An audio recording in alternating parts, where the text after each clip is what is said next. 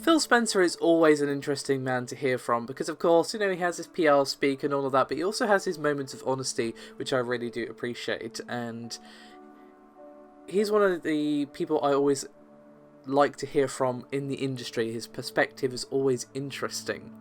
Now, he had a rather lengthy interview recently with OzGamers, and of course, the full interview will be linked in the description below. And he made some interesting comments about Nintendo.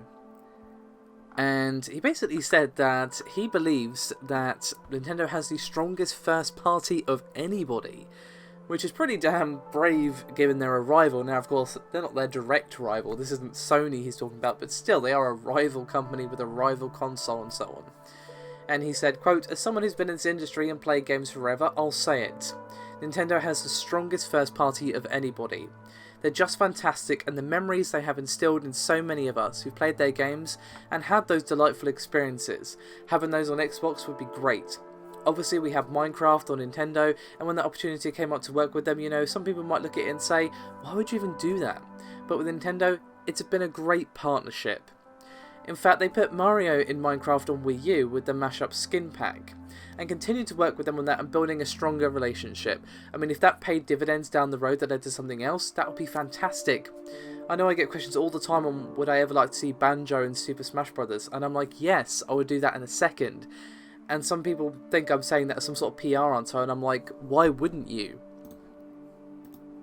Which is a fair point. I mean, why wouldn't you? And the question was raised if, of course, if the opportunity was offered, would Mario be welcome on Xbox? And unsurprisingly, the answer was like, well, yeah.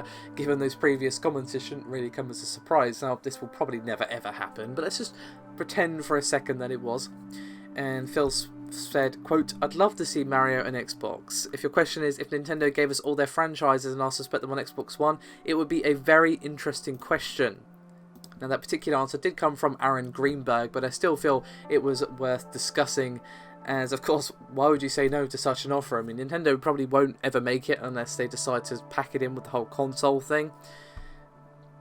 Because I don't see them going with Sony if that were to happen. If they were to do a Sega, as it were, they probably would choose Microsoft. But, of course, it's impossible to know what Nintendo would do. Nintendo are not known for, shall we say,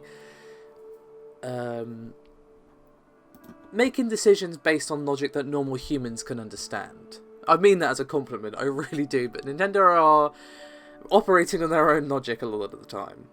Now, of course, Phil also touched on the Xbox Scorpio, which we are, of course, looking forward to holiday 2017. And he said, quote, "With Scorpio, we started with just seeing the growth in 4K.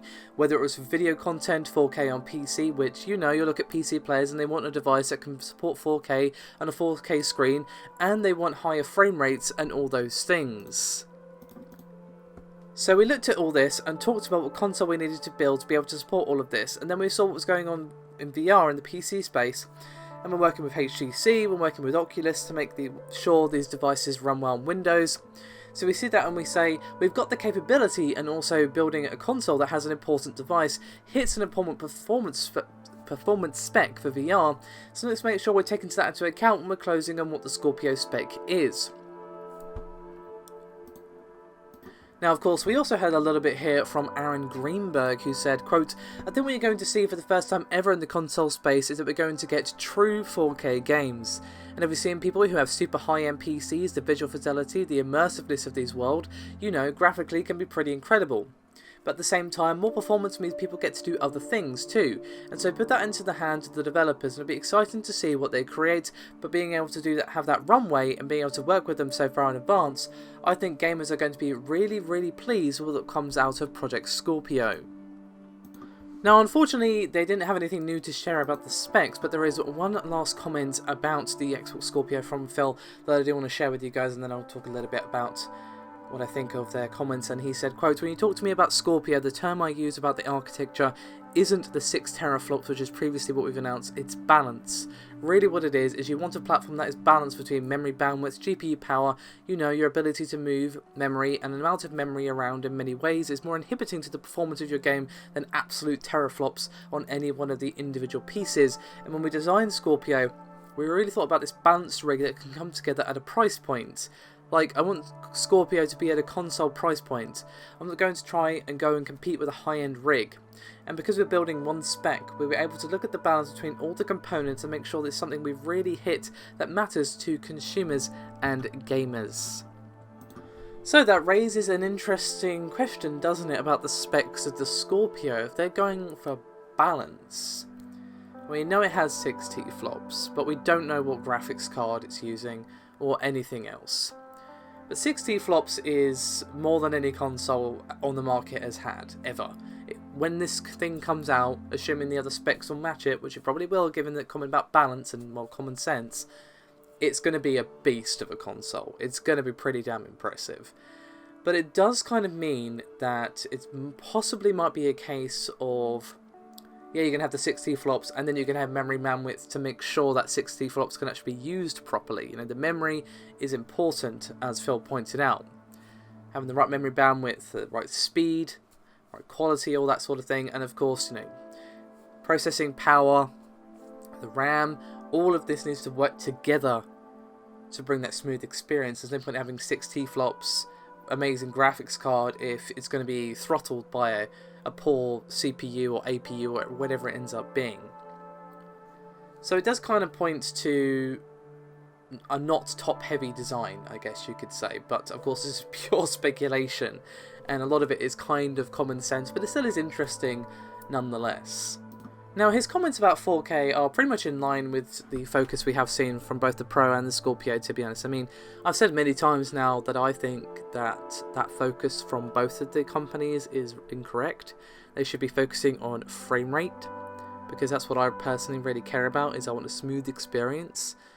If, for example, it won't ever happen because they've said it won't happen, and I know it's a Sony game, but still, if From Software to go, here's Bloodborne at 60 FPS, but it's at 900p or 720p or whatever it ends up being, I'll be like, do you know what? Cool.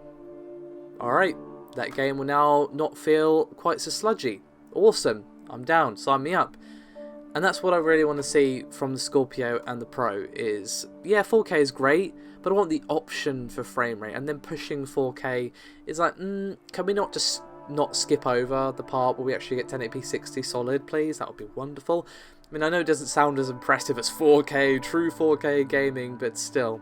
Oh, I just want to point out, I love that little shot of Sony there. But yeah, it's going to be the first time we see true 4K, and I'm just like, oh, Microsoft. That little kick in the shins. Anyway, those are but some small snippets from this massive interview with Oz Gamers, so do check out the full thing, as I've only touched on the surface of what Aaron and Phil had to say about Scorpio, PC, gaming, VR and HoloLens. That's me done for this video, guys. Thank you very much for watching. I'll see you next time.